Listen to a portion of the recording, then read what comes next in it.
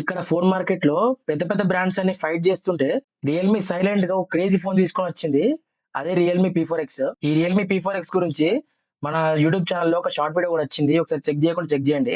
ఈ వీడియోలో మనము రియల్మీ P4X గురించి design, display, performance, battery, camera ఇవన్నిటి గురించి క్లియర్ గా డిస్కస్ చేద్దాము.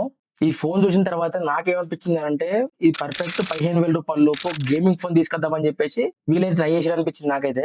సో వీడియో మాత్రం ఎక్కడ స్కిప్ చేయకుండా ఫుల్ చూడండి. ఈ ఫోన్ గురించి క్లియర్ గా ఎక్స్ప్లెయిన్ చేస్తా డీటెయిల్ గా. సో లేట్ చేయకుండా వీడియో వెళ్ళిపోదాం. నా పేరు Teja, welcome back to the channel.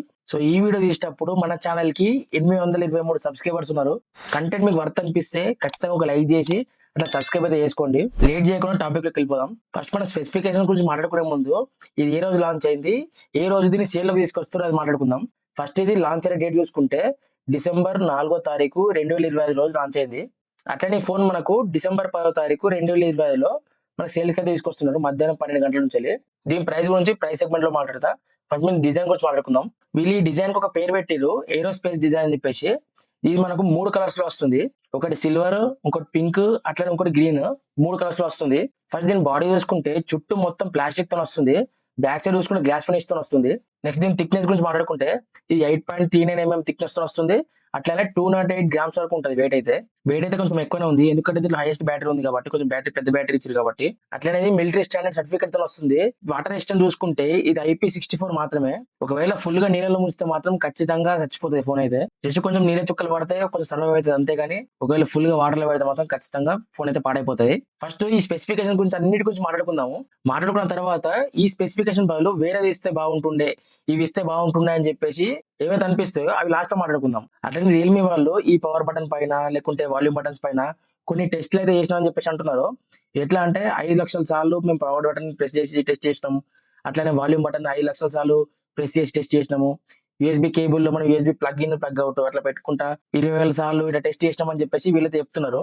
Overall గా బిల్డ్ క్వాలిటీ చూసుకుంటే పర్లేదు, 15,000 రూపాయల లోపు అంటే కొంచెం పర్లేదు అనిపించింది. కానీ కొంచెం IP68 69 రేటింగ్ ఇస్తే అయిపోతుంది.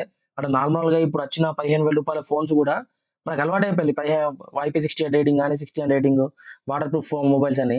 ఇది కూడా మనకు IP68 69 రేటింగ్ ఇస్తే అనిపించింది.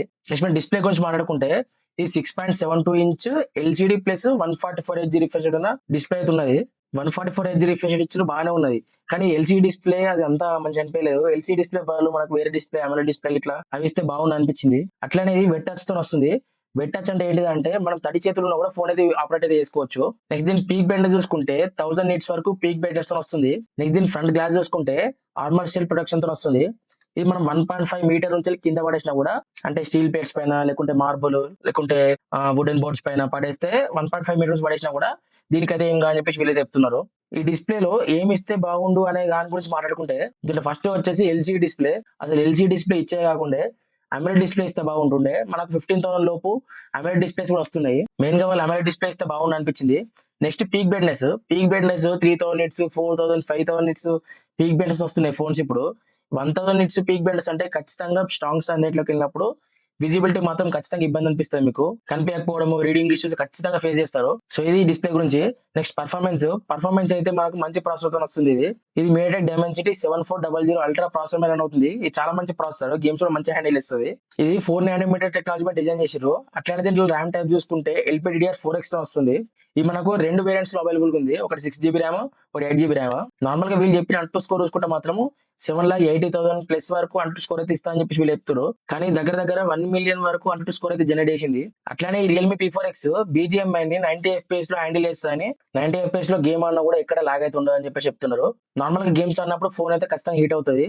ఇట్లా హీట్ అయినప్పుడు కూల్ చేయడానికి ఈ ఫోన్ లో మనకు వేపర్ చాంబర్ కూలింగ్ సిస్టమ్ కూడా ఉన్నది. ఇది frost core 5300 mm score cooling system తో వస్తుంది. దీని processor MediaTek Dimensity 7400 ultra processor, అట్లానే 144Hz refresh rate, frost core cooling system ఇవన్నీ చూస్తుంటే 15,000 రూపాయల లోపు ఒక గేమింగ్ ఫోన్ తీసుకొద్దామని ఒక టార్గెట్ పెట్టుకొని తీసుకొచ్చి అనిపిస్తుంది. నెక్స్ట్ దీనిలో కెమెరా సెటప్ గురించి మాట్లాడుకుంటే బ్యాక్ సైడ్ 2 కెమెరాస్ ఉన్నాయి. ఒక 50 MP main camera plus 2 MP mono camera ఇచ్చారు. దీంట్లో టెలిస్కోప్ లెన్స్, పెరిస్కోప్ లెన్స్ అనేవి ఏమి ఉండవు. అట్లనే ఆప్టికల్ ఇమేజ్ స్టెబిలైజేషన్ కూడా వస్తలేదు. దీంతో మనం 10x వరకు డిజిటల్ జూమ్ చేసి ఫోటోస్ అయితే తీయొచ్చు. అట్లనే దీంట్లో వీడియో రికార్డింగ్ చూసుకుంటే మాత్రము ఇది 4K 30 FPS లో వీడియో రికార్డింగ్ చేసుకోవచ్చు. నెక్స్ట్ ఫ్రంట్ చూసుకుంటే 8 MP అల్ట్రా వైడ్ లెన్స్ వస్తుంది.